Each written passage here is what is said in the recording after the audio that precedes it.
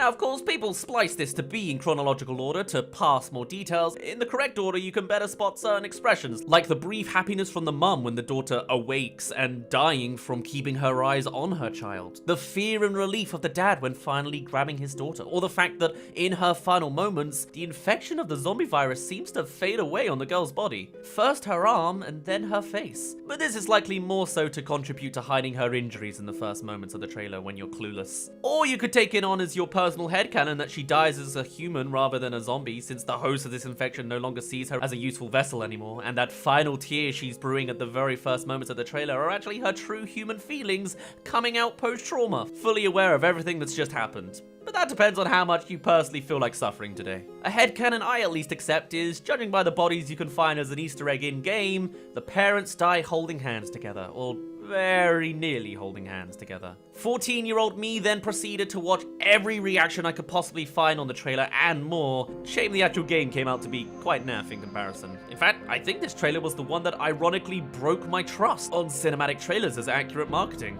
I could still appreciate it as art though. All this goes without saying that the single most impactful element of this entire trailer, the whole reason this entire thing works so well to really hit you in the feels and twist the knife, is through the music. So many other zombie projects exist out there, and most all put their cards in the fast-paced, high-action basket. But the reason this stands out is because of its entirely juxtapositioning approach.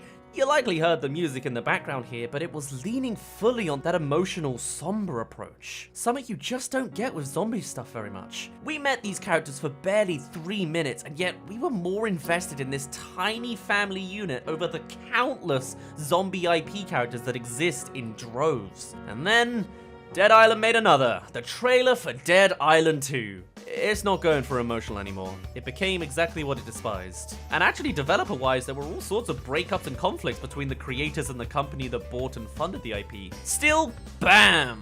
It starts with just tying shoelaces, with perfectly clean shoes and a meticulous rubdown. This guy's high class. Then we see more and more of him. Not yet his face, but you can see what kind of guy he is. He's got quite the relationship with the camera. Checks out his biceps and reveals his fancy watch. He's got a tattoo of living the dream, and with perfect teeth and hair, oh, and a simple little zombie bite. Let's cover that up. He's good to go. Don't know how much I can play this music, but he's off.